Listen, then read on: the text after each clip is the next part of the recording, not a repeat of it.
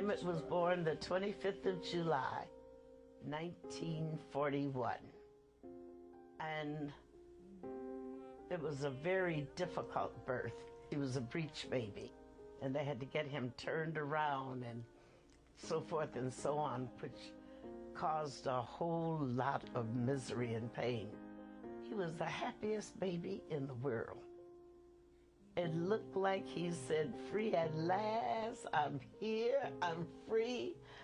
And nothing fazed him. By that I mean you didn't have to hold him and rock him and pet him.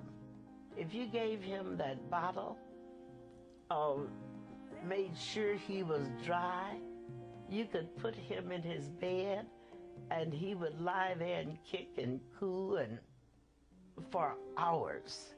As he grew up, it was more like we were sisters and brothers almost, because my mother raised him while I went to work.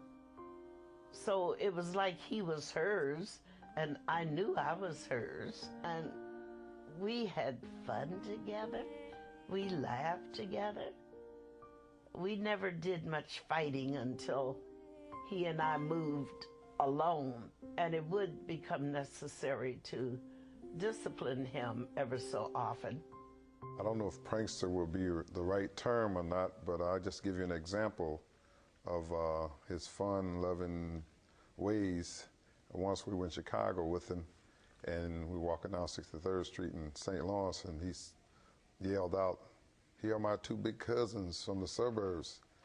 Nobody can beat them up." So we grabbed him up and shut him up right quick. So that was fun to him, but it wasn't so funny to us at the time. Emmett was mischievous. He liked to play, and he had no sense of danger. Everything was funny to him. And he shot some firecrackers within the city limit, which was a no-no. He didn't do things like that, but to him, that was funny. He was a very nice, intelligent young man. I call him a young man because he was at that age, you know. He was very intelligent, he was sweet, and he was lovely. He was very good in art, and he was very good in science. I don't know, he seemed to unravel that science like nobody's business. He was very good in spelling, too.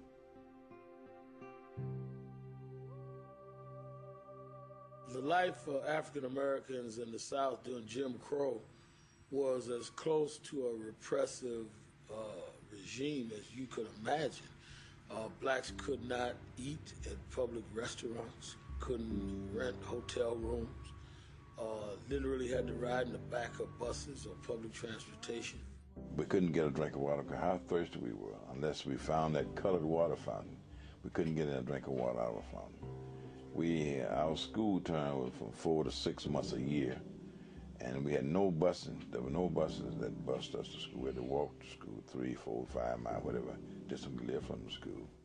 African Americans were forced to live in certain communities, and they had to develop within that community. And there was not much difference between segregation in the South and apartheid in South Africa. Life for blacks was one of seclusion and being in every way, shape, and form treated as less than human, less than equal. Blacks in those days, it was against the law to say yes and no to white folks. And if it didn't, then you could be beaten and even killed for saying yeah and not calling him by his name. African Americans had no protection from the law because in most cases they could not vote. And if you cannot vote for the sheriff or the police officers or the mayor, then they do not have to loan any type of assistance to you. And therefore, African Americans lived in this constant fear of something happening to them and they're not being able to react. My brother was beaten almost to death in Jackson because he went to Walgreens and sat down to have a sundae or whatever he ordered. They beat him almost unmercifully right here in Jackson. I guess I can't really describe how impoverished it was. No matter how wealthy you were as black, there weren't many wealthy people anyway, But those who had a little money, they were no different. You're just another nigger.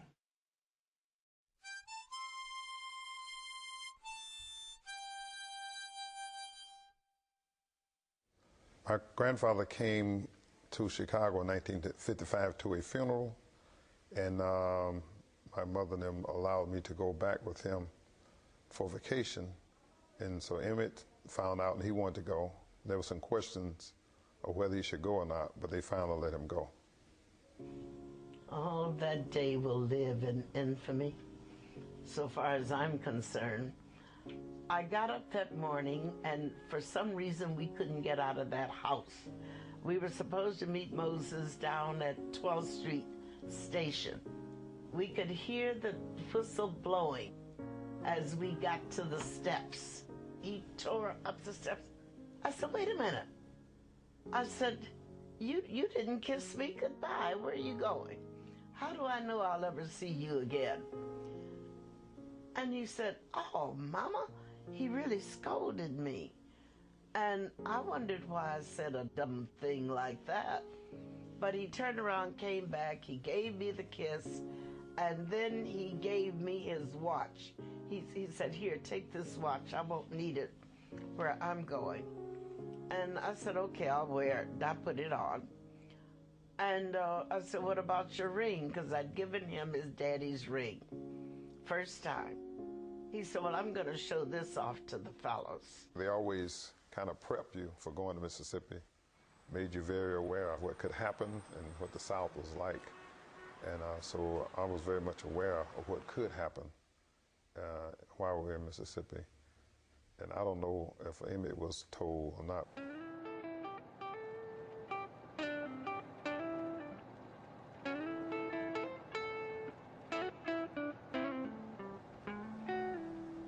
That summer when Emmett and Wheeler arrived, it was the beginning of the cotton harvest time. During the day, we would pick cotton all day. I wasn't old enough really to pick cotton. Emmett wasn't either. So we just played around in the field most of the time. We picked cotton all day. After the weighing up, well, after we finished picking the cotton, we had our supper. Then we decided to go to the little country store.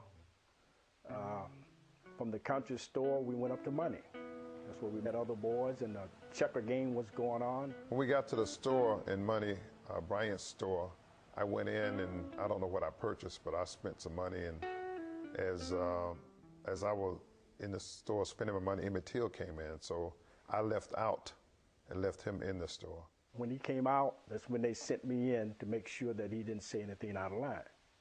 Now, what he said inside the store, I don't know before I got there. He asked for 10 cents to get 10 cents worth of bubble gum. He put the money into her hand. Just like that. And she jerked her hand back. So that was it. He and I left the store together. We didn't have any conversation with Mrs. Bryant. We left together. She came out of the store and went to her car, which was parked on the north side of the store. And as she was going to her car, that's when Emmett whistled at her, the famous wolf whistle. Yes, he whistled at Carolyn Bryant when she came out of the store.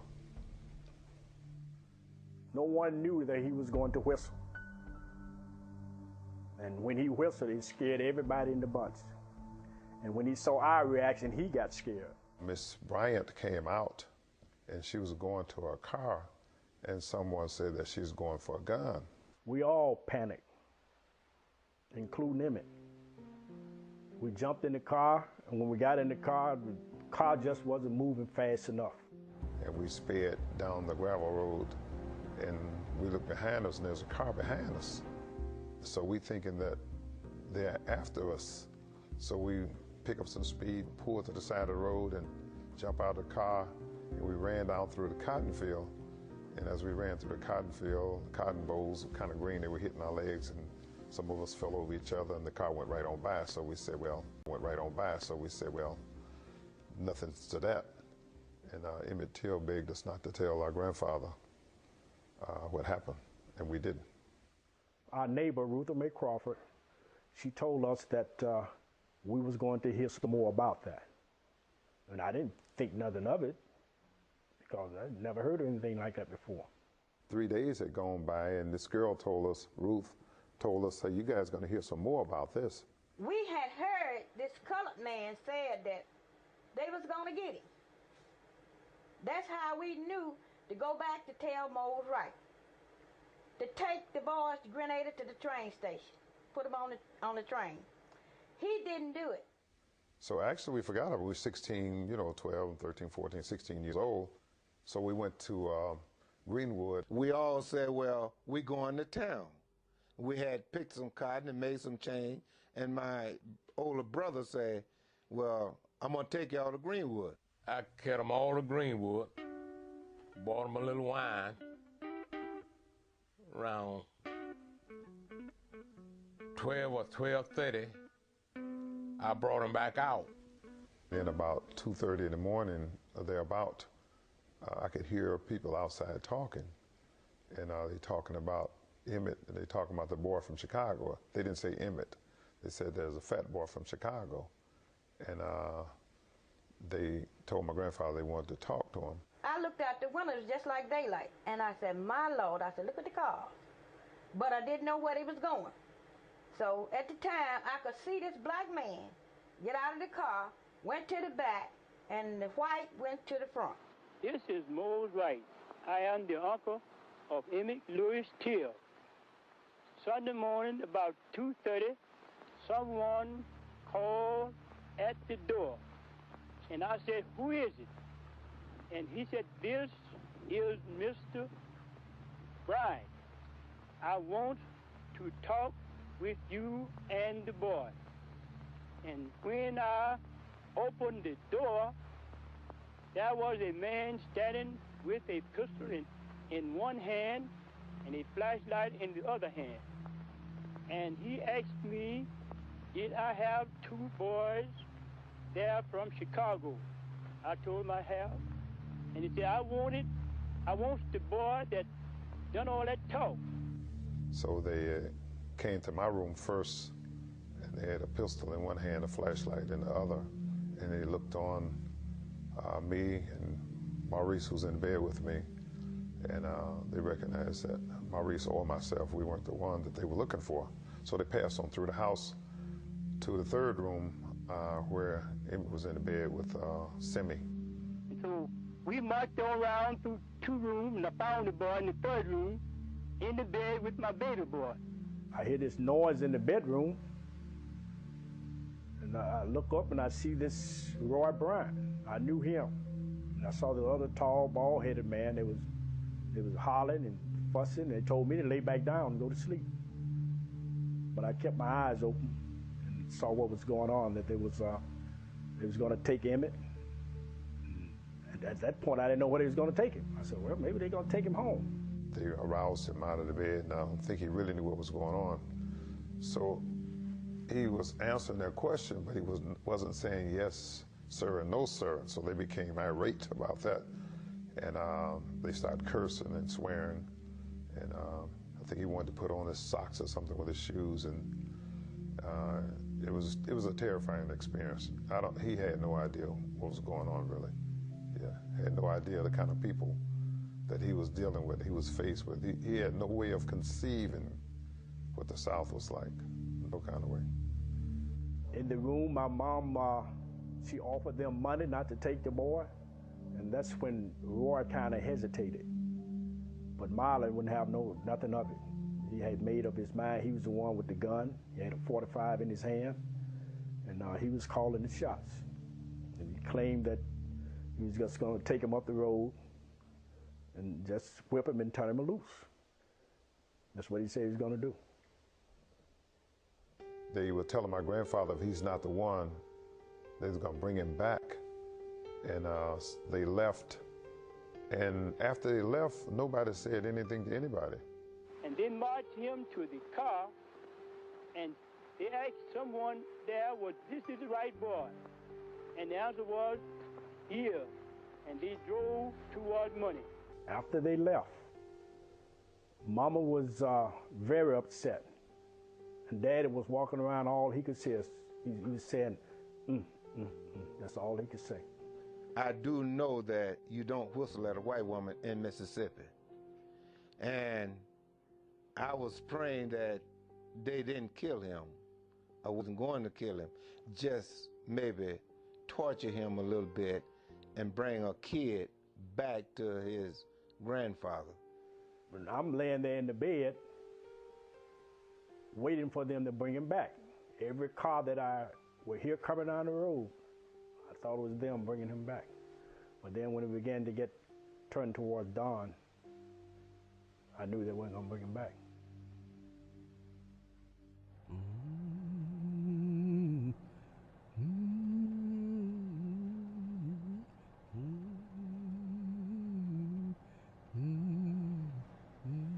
I know one thing, he was sad. That was the saddest day I ever seen in my life.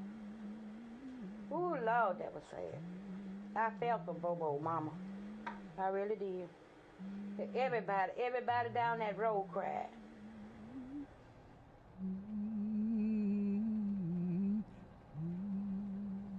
Mose Wright knocked on the door and said they're taking my boy.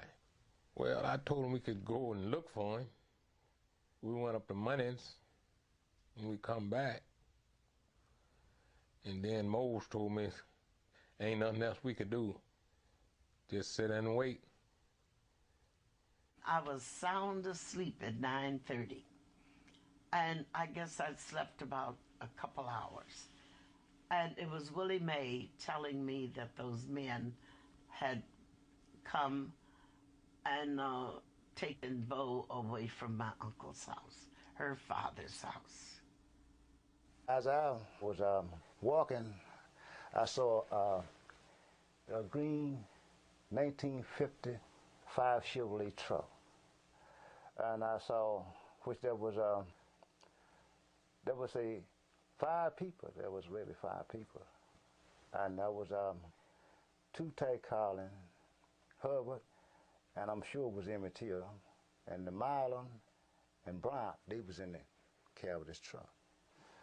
And so as I go up, before I could get to the barn, I could hear this beating, and I could hear this crying, I could hear this beating, I could hear this crying. So I kept walking. Then I had to go up and see, walked up and told Miss Mandy about it. I said, Miss Mandy, I said, they beating somebody in that barn. So she said, I'll tell you one thing what we do. So let's walk back up that way. So me and Miss Mandy, which we did, we came back up there. And there was a well there, and I turned the well on, and I'm going to get me some water. At that time, I could look. I can see J.W. Marlon came up. He had a green shirt on, khaki pants, and a 45 on his side. So he asked me, did you hear anything? I said, did you hear anything? I said, no. I said, I didn't hear anything. A human being just being beat by white folks like this here, by beaten about this, Even maybe some of the black brothers could have been in there, because I know I saw them on the truck, but I didn't see them at all after they got in that barn. The only thing I saw was that truck. Could have been them. And just by going, listen to it, it's something, it's really something. It hurts you. You don't forget. These things I will never forget. The night of Emmett Till murder, which we didn't know he had been murdered that night, in the middle of the night, my sister and I was lying up in the window trying to get some air, and we saw this fire in a barrel in back of J.W.'s house. And we woke our parents up.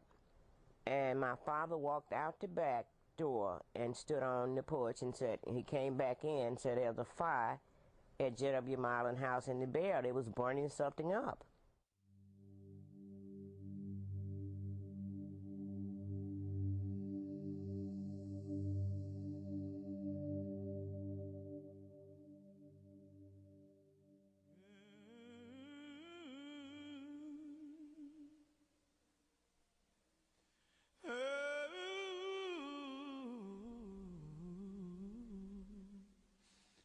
The sheriff came and told me they had found the body, at Philip, and wanted me to go and identify the body, which I did. And we found the body with didn't have on any clothes at all. The body was so badly damaged that we couldn't hardly just tell who he was, but he happened to have on a ring with his initials, and that cleared it up. I was at home, and Mose Wright called me and said they done found the body, and I want to go down there. They identify his body, and I carried him down there. And when I carried him down there, the smell was so bad till I got about 5 or 6 feet from the body, and Mose Wright went up there and pulled his ring off and said, "That's him." And then Mose Wright said his tongue been cut and pushed back in his mouth, and his private had been cut off. When I heard that Emmett had been found and had been murdered, everybody just fell to pieces. Well, there was shock, sadness, anger, and almost unbelief, you know. But it was a strange feeling. Strange feeling. To me, it's like he never died. I never had any sorrow or remorse because I always thought inside that I would see him again. I don't know if I was in a state of shock or what, but when I heard they found his body, it's like, find whose body? He's not dead. I went to the funeral, same thing, you know. I found out about it 9:30 Sunday morning. I was in bed.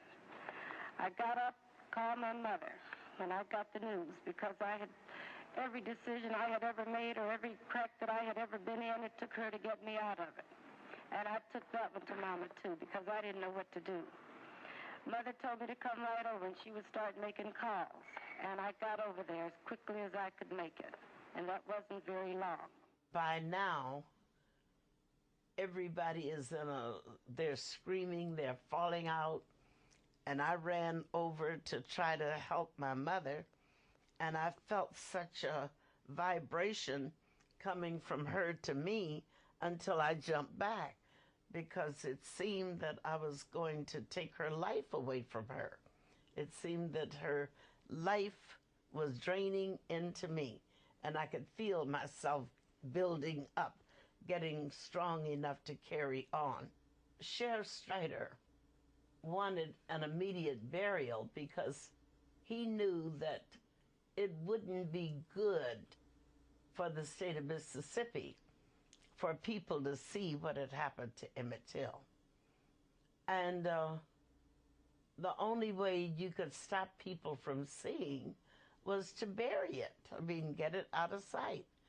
I don't know what authority he had to bury my son, but he took that authority. We were told to meet at the church. We're going to have a funeral today. We're going to bury the body. We all went to the church that day. The grave was dug. The body was there in a pine box. It had an awful stench to it. And we was getting ready to put the body in the ground when we got word to stop the burial.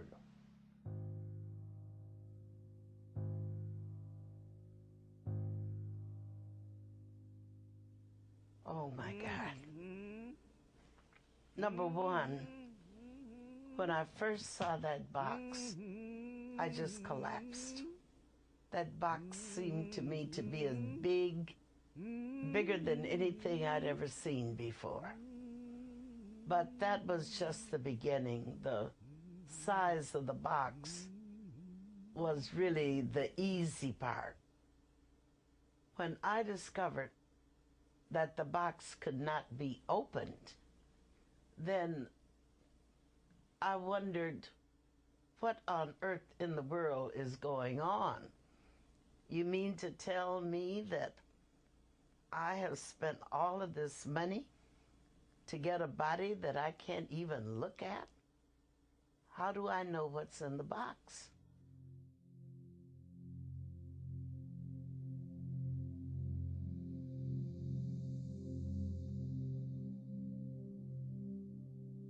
I said, Mr. Rayner, do you have a hammer? He said, what do you mean? He said, yes, I have a hammer. I said, I mean, if you can't open the box, I can. And I'm going in the box. All right. He said, Miss Bradley, if you're that determined, I want you to go home and relax. He said, I'll go in the box and I will call you when I take the body out of the box.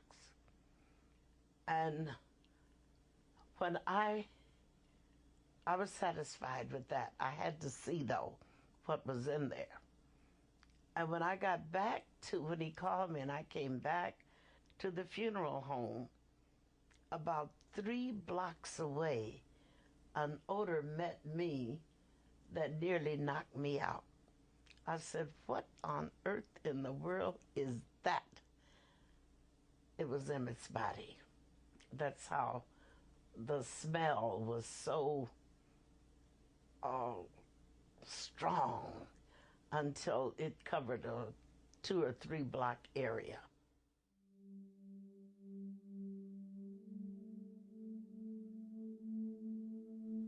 My father was on one side of me, and Rayfield Moody was on the other side of me, and Jean was at my back. And I shrugged them. I said, turn me loose. I've got a job to do, and I don't have time to be fainting now. I saw his tongue had been choked out, and it was lying down on his chin. I saw that this eye was out, and it was lying about midway the cheek. I looked at this eye, and it was gone. I looked at the bridge of his nose, and it looked like someone had taken a meat chopper and chopped it. And I looked at his teeth, because I took so much pride in his teeth. His teeth were the prettiest things I'd ever seen in my life, I thought. And I only saw 2. Well, where are the rest of them? They'd just been knocked out. And I was looking at his ears. His ears were like mine. They curled. They're not attached, and they curled up. The same way mine are. And I didn't see the ear. Where's the ear? And that's when I discovered a hole about here, and I could see daylight on the other side. I said, now, was it necessary to shoot him? If that's a bullet hole, was that necessary? And I also discovered that they had taken an axe and they had gone straight down across his head, and the face and the back of the head were separate.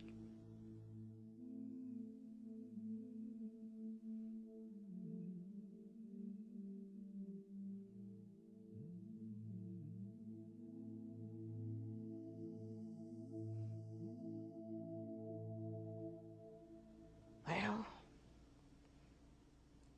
I looked at Mr. Rayner, and Mr. Rayner wanted to know, was I going to have the casket opened? I said, oh yes, we're going to open the casket. He said, well, Miss Bradley, do you want me to do something for the face? Want me to try to fix it up? I said, no, let the people see what I've seen. I said, I want the world to see this, because there's no way I could tell this story and give them the visual picture of what my son looked like. The easiest thing would have been to say... The headlines began to appear that Emmett Till's mother would attend the trial. And when that message made headlines, people began to send me mail by the bushel. Dirty pictures, pictures of male organs on the newspaper that they were sending me. And sometimes it was very difficult to read the article. And then they would write different stuff on top of the print, such as bombing my house and Mayor Daley's house if I attended that trial. And my son got just what he deserved. And there was another nigger gone. This is Mrs. Alma Spearman, the grandmother of Emmett Till. Have you had any letters, telephone calls, things like that? A number of letters and many telephone calls. What do they say? Well, they threaten us with the words of like niggers and savage or uncivilized people, or people that want to be ornery and want to press our charge, whether it be right or wrong. We've even been threatened that our house would be bombed. I think this is one of the worst and the brutalest incident ever happened in Mississippi since I've been here. And the colored people is awful depressed over it. It was because it was a boy that they went there.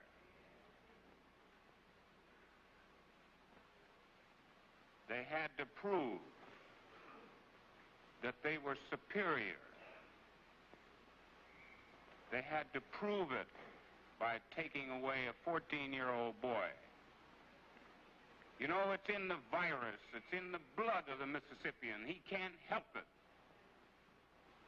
I'd like for the NAACP or any colored organization anywhere to know that we are here giving all parties a free trial and intend to give a fair and impartial trial. And we don't need the help of the NAACP, and we don't intend for them to help. We never have any trouble until some of our southern niggers go up north and NAACP talks to them and they come back home.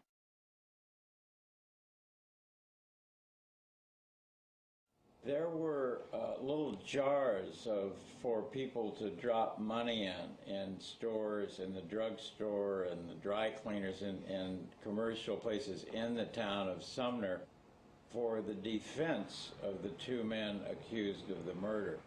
And I must say it was a strange, eerie feeling and very uncomfortable feeling to see these little jars of money being collected to defend two men who, it seemed, understood were the murderers.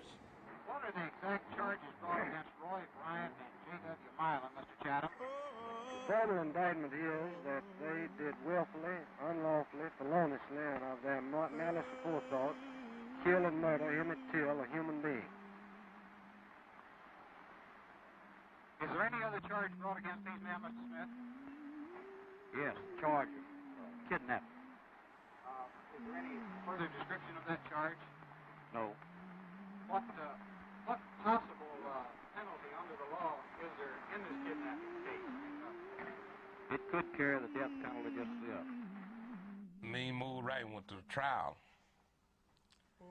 So when we got there, he went in, and I got about 10 feet from the door. So I see I couldn't get in, and I walked over to where Marlon and Brant was. And Brant said, "John, I didn't do it. Marlon done it." I said, "Well, somebody done it." He said, "Marlon done it, John. I didn't do it." The atmosphere in the courtroom at that time, there was like a lot of talking and a lot of excitement. And people coming in and out, especially the day that Mamie showed up. Everybody, the reporters were running. And Hollering that Mamie Bradley is here. What do you intend to do here today? To answer any questions that the attorneys might ask me to answer. To the best. How do you think you could possibly be a help to them? I don't know. I mean, just by answering whatever questions that they ask me. I see. Do you have any evidence bearing on this case? I do know that this is my son. I remember the first day of the trial. Every window was filled with a father and his son or sons.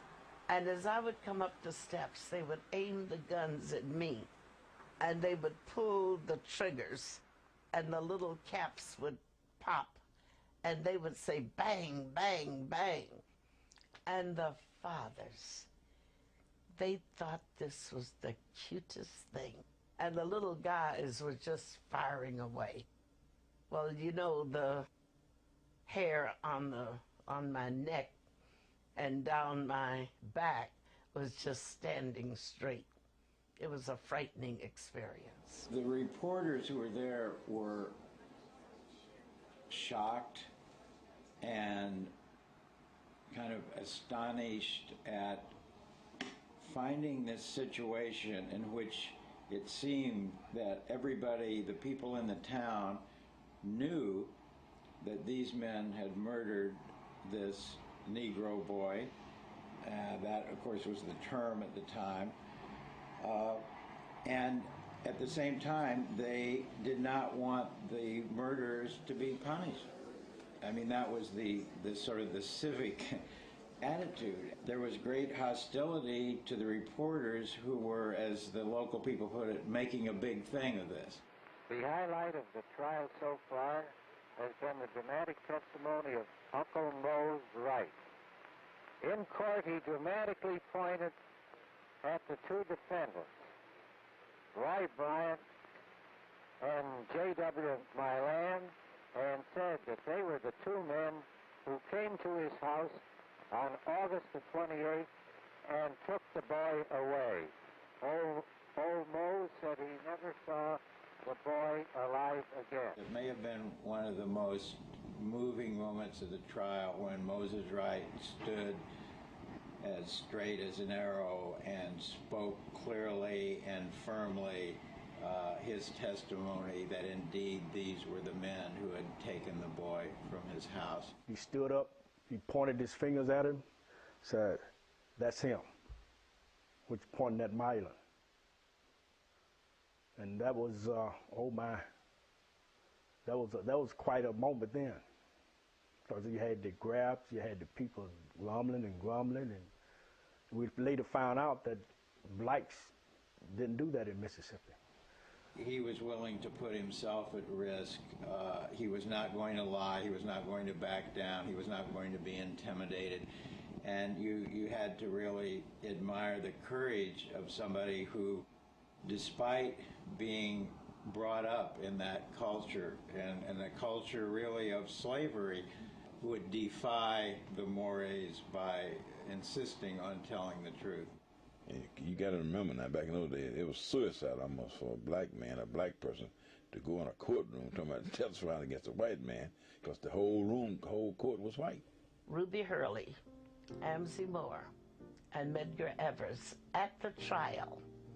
They came to the trial every day. Sometimes Amzie Moore and Medgar were out looking for witnesses, or Medgar was busy escorting Moses Wright to and from the courtroom safely because his life was being threatened every minute. Medgar was the one who actually was on the scene and went to money and went to places trying to get information on it. Now Ruby Hurley, this is not going to think nice from Ruby, because Ruby, like most of the big shot NAACP folk, they sat back in their IRA offices in Atlanta and New York and did nothing but direct. But Amzie Moore joined Medgar and went and investigated, and they the one who were taking all the, or joined Medgar and went and investigated, and they the one who were taking all the chance of being killed themselves.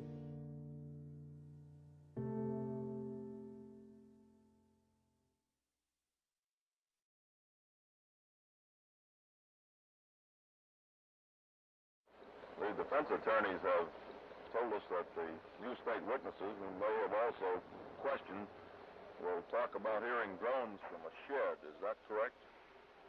Yes, they will. Will that definitely establish the time and the place of the actual crime?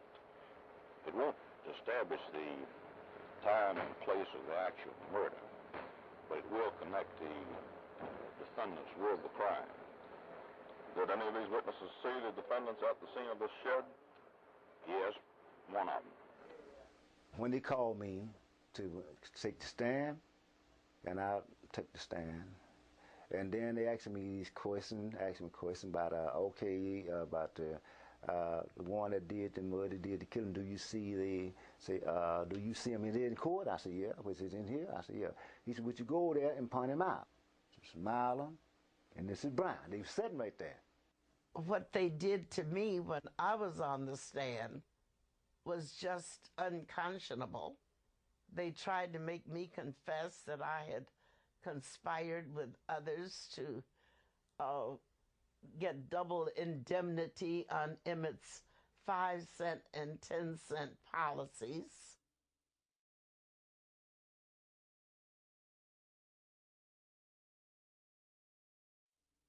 When Carolyn Bryant made her testimony, I was not in the courtroom. They had me in another room. They didn't want me influenced by the witness, I guess. But when I heard the story, I knew for two reasons that was a lie.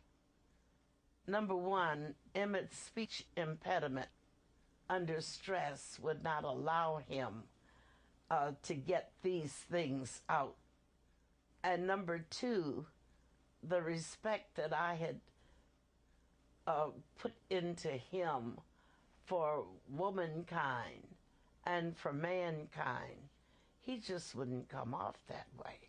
When I saw the antics that were going on in the courtroom, I could tell that everything was against us. And when the jury retired to render their verdict, I noticed that the black people who were lining the walls and the backs of the room, they were quietly leaving the courtroom. And I knew then that they knew we were not going to get a guilty verdict. And I said to my party, it's time for us to go. Congressman Diggs said to me, and miss the verdict? I said, this is one you don't want to hear. The verdict is not guilty. To satisfy me, they agreed to leave. And I guess about 45 minutes away from the courtroom, the verdict came in, not guilty.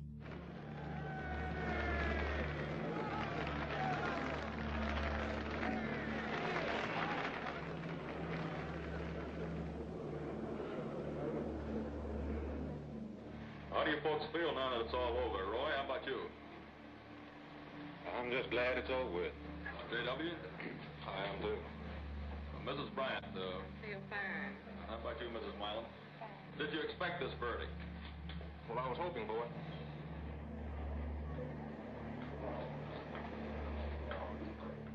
Well, the whole trial was just a farce, but the verdict was the one that I had expected to be given.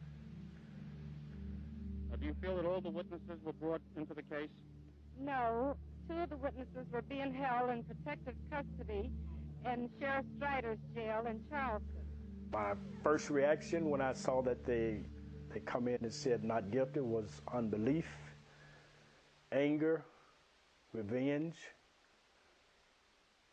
And one of the reasons that I went back home was we had two guns.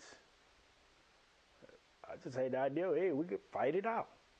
My only problem was there was no gun for me. But I wanted revenge. I carried a chip on my shoulder for many years. It was obvious that they had no trouble deciding that they were to let these men go free. And I later heard that, in fact, the reason it even took an hour, or whatever hour so it took, was that they simply were trying to be correct about the way they delivered their answer. But the answer was a foregone conclusion. And then when they interviewed the foreman of the jury, he said it wouldn't have taken us that long, but they told us to make it look good. So we had some soda pop and beer and waited a little while, and then we came back with our verdict. You never expect anything but for them to be acquitted, because that's Mississippi during that time. When they acquitted Marlon and Bryant, it crushed my dad. He just couldn't take it anymore. He came home that day and said, "Boys, we got to leave. Can't stay here." Basically, we had no law back in '55 in relation to black and white killing each other. Mr. Wright, the trial has been over for a week now. How do you feel about it after thinking it over? I don't have any. Were you surprised, or did you expect the verdict of acquittal? I was thinking doing this, but I didn't win. You weren't surprised with the verdict? It didn't surprise me. When did you come to Chicago? Monday night. Why did you leave Mississippi, Mr. Wright? Well, after Friday night, those men came to my house, but I just wasn't satisfied no more there. I just got willing and ready to leave, and I left this as quick as I could. Men came to your house? Friday night, 2. What did they say? Well, I've gone to bed, and I got restless through the night, and I got up and got in my car and went out to the church and stayed all night in the car.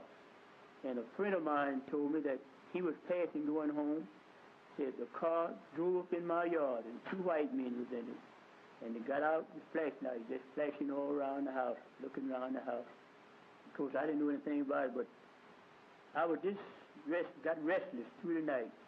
And the next morning, I got up and went up to the house and just pulled of the crop a little I had there, and I just got in ready to leave right now. And I just you go back for the kidnap trial. So I'll go back for that. I promised the sheriff I'll be back, and so if I live, I'm going back. But after then, I'm through with Mississippi forever and ever.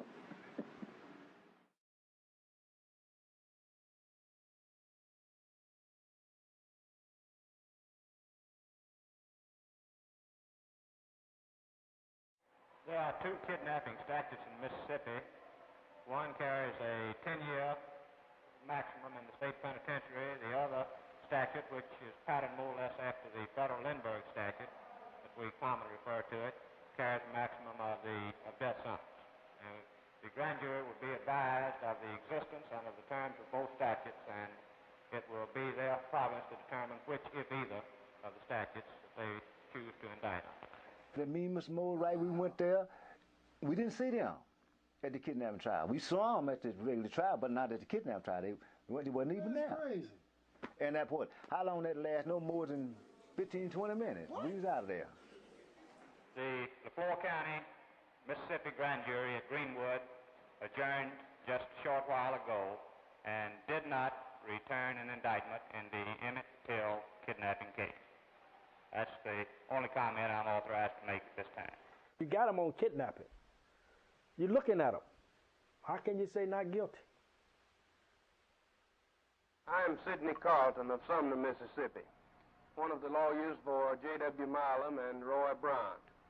Represented them in the murder trial recently in Sumner, Mississippi. I've just received information that the grand jury of LeFlore County returned a no true bill against them with the charge of kidnapping of Emmett Till in LeFlore County.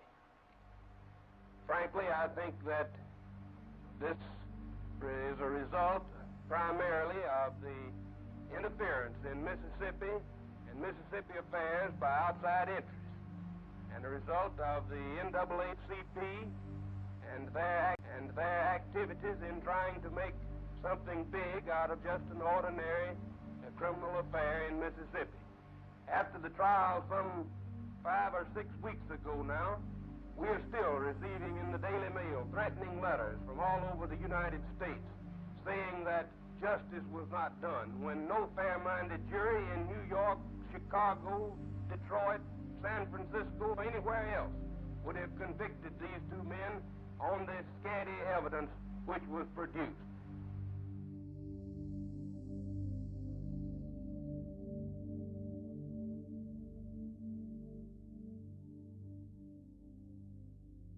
I know that Milam and Bryant had help when they murdered Emmett Till. Number one, they recruited a black boy, Collins, Leroy Too Tight Collins. He was seen on the truck restraining Emmett. That was the purpose of his being there. And I heard later that he told the two men that he was having difficulty restraining Emmett, and they stopped and picked up another guy. At the time of Emmett Till's death, I was 13 years old. And me and my friends was walking down the streets, and we walked up and to the truck that Too Tight and Jimmy Lee was washing out. And I asked him what was the blood from, and he told me that it was from a deer they killed that night. But later on I found out that it was not a deer, it was Emmett Till's blood.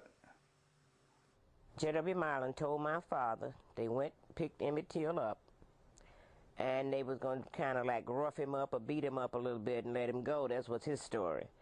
But Roy and Kimball really beat him bad, and things just really got out of hand. That was his story, but we know better. And beat him up so bad till he asked Leroy Too Tight Collins and gave him the gun and told him to shoot him and get him out of his misery. My name is Henry Long, and I was supposed to have been involved with Emmett Till murder, but I wasn't. And I still can't figure out why they would have me involved in that.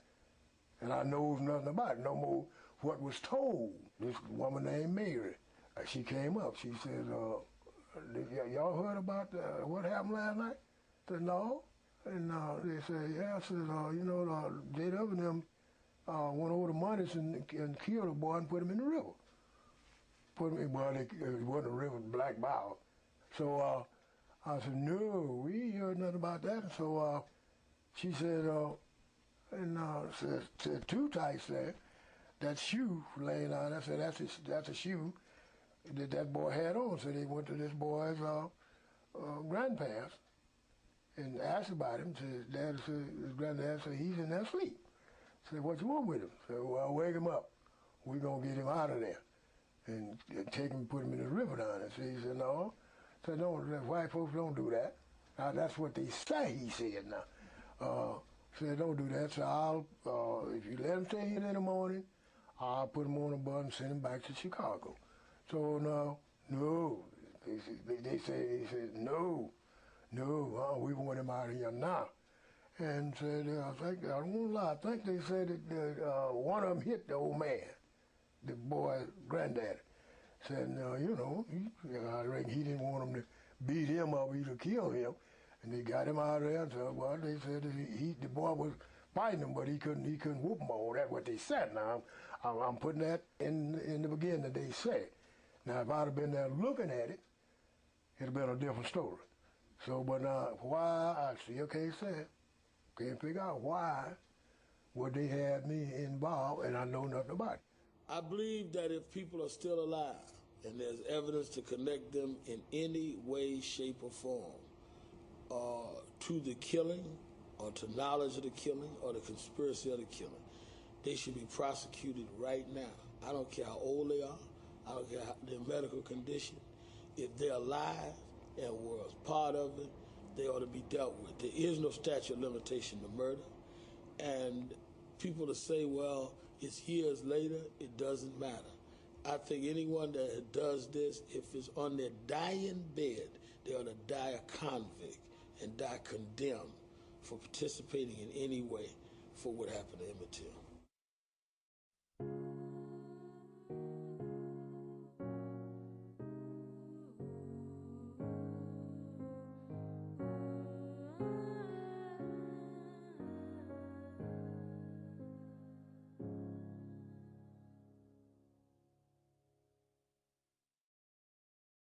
There are some crimes that are known as higher than simply civil rights, human rights crimes.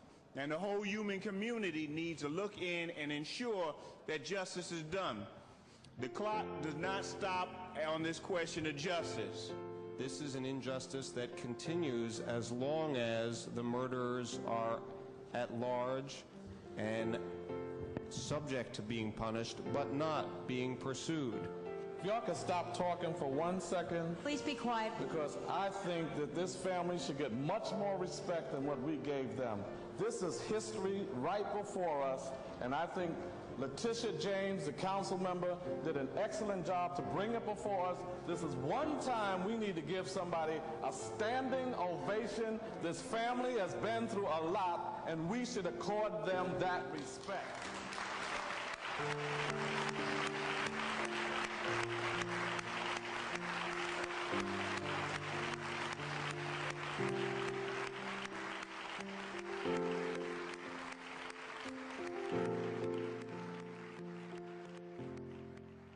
Emmett Till is emblematic of many such injustices that took place during that period and since. Down south and up south, Mississippi to New York, and to some extent what we're seeing still take place 50 years later. So it's very, very important that we not forget. We need to bring this to the attention of the citizenry of the city of New York, and that all pressure be brought to bear to the Attorney General's office to get this case reopened. All around America, they will follow this lead, and Ashcroft will hear that protest. This case will be reopened, and one day Emmett will rest in peace because justice will have then been done. Justice will have been served. Thank you. He whistled at a white woman and ended up dead at the bottom of a river. The 1955 lynching of Emmett Till was a key turning point in the civil rights movement. Now, nearly 50 years later, the Justice Department is reopening this case. A film called The Untold Story of Emmett Louis Till helped renew interest in this case. Now we're going to go live to Washington, D.C. The Justice Department holding a news conference. They plan to reopen a murder investigation of a murder that is almost 50 years old and helped inspire part of the civil rights fight. Let's listen in. I'm pleased to announce a federal-state partnership to investigate the murder of Emmett Till. Federal prosecutors and FBI agents today are being assigned to investigate the Emmett Till murder in partnership with the District Attorney's Office and local law enforcement. Their findings will serve as the basis for any possible prosecution. Emmett Till unwittingly played a pivotal role in launching the modern civil rights movement. We owe it to Emmett Till, we owe it to his mother and to his family, and we owe it to ourselves to see if after all these years, any additional measure of justice is still possible. Thank you.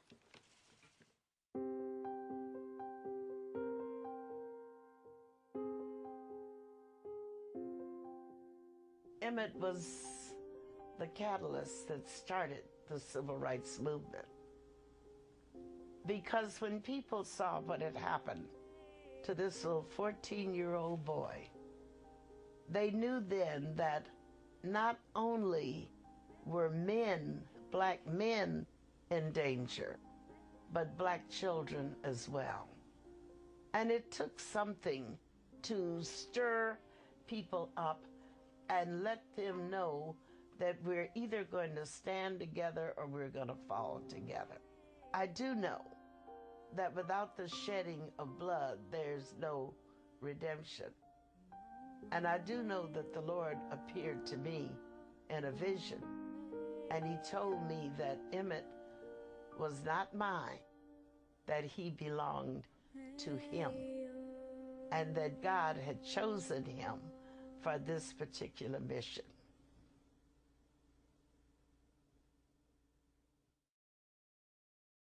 Mm-hmm.